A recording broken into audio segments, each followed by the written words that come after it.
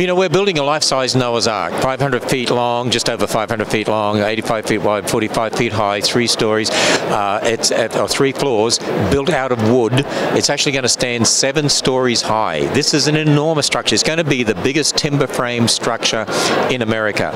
And people will be able to walk through the Ark, and we're going to answer all sorts of questions, how Noah could fit the animals on the Ark. And we're going to help people understand this really did happen. This really was true. And of course, there's an evangelistic aspect to it as well. We're not ashamed of the fact that we're Christians. We don't do what we do just for entertainment. We want people to understand that the Bible is true and the gospel is true. Well, in Kentucky, where we're building the Ark project and where we have the Creation Museum, the Kentucky government have a program to offer incentives to companies to come in and build a tourist facility because it'll bring economic impact to the state. It'll bring tax revenue.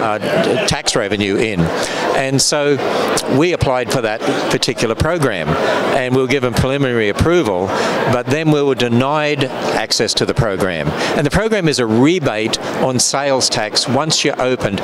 It's sales tax generated within that facility once you're opened. After a year, you get a percentage of that back according to how much you spent on your facility. And it's really an incentive to say, hey, bring your particular facility here because it'll bring all these dollars into the state and we'll give you an incentive because it'll have such a positive impact on the state.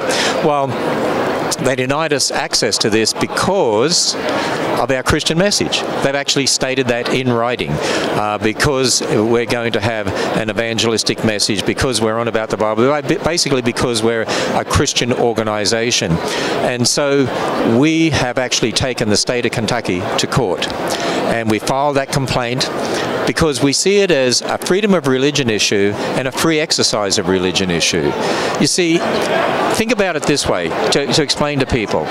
If a public school has an auditorium and they rent it to an atheist group, they can't say, oh, we're not going to rent it to a Christian group because you're Christian.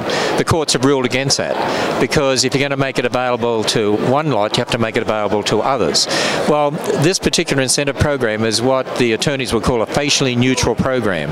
In other words, it's an incentive program offered to those who bring facilities into the state. So if we come in and say we're building a facility and they say you're Christian, you can't have access to the program, they can't do that. That's just discrimination right there, and it's viewpoint discrimination, and that's really what's happening. And you know, that is happening across this nation more and more.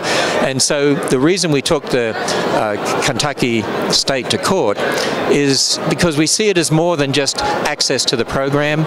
We see it as a free exercise of religion issue. And the trouble is, for many Christians, you know, they're intimidated by the secularists when secularists threaten to take them to court over this issue or that issue in regard to free exercise of religion. Many back off because it's going to cost a lot of money to do that. We praise the Lord that we actually have 2 organizations that are supplying the lawyers for this, that are doing it for us free of charge, because they see it as their mission to deal with these sorts of issues.